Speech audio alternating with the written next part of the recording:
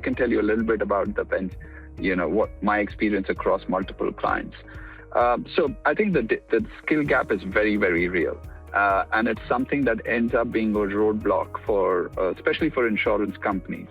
The skill gap exists in a way because when you're starting to solve for reimagining a process using AI, you don't just need one skill set. You basically need a team that cuts across a number of different skill sets. You need a person with the domain knowledge for saying, I understand what the workflow is, and not just what it is, what it's supposed to solve for. So a level of business understanding that runs deeper than just the workflow.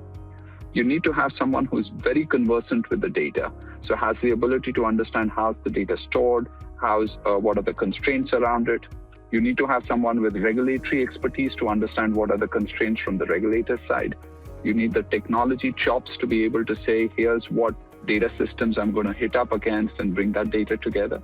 And then you need to have the AI engineering skill set to say, here's the LLM that I'm going to use, here's the feature set that I'm going to bring together. And finally, you need the operations skill set to be able to say, that's the human in the loop, and I'm going to be able to train the AI using the operations team. So when you start stitching that team together, you can imagine that it becomes a pod that's cutting across a number of these skills.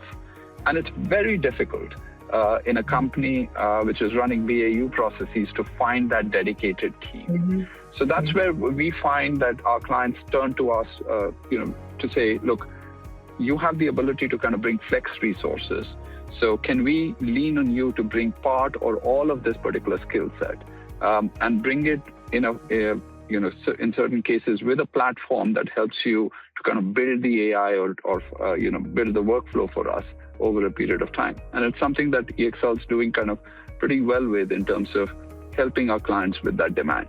But the pod structure and the skill set that cuts across becomes the key, because without that, you're left with partial understanding of the workflow, partial understanding of the problem set, and it's never going to be an optimal solution.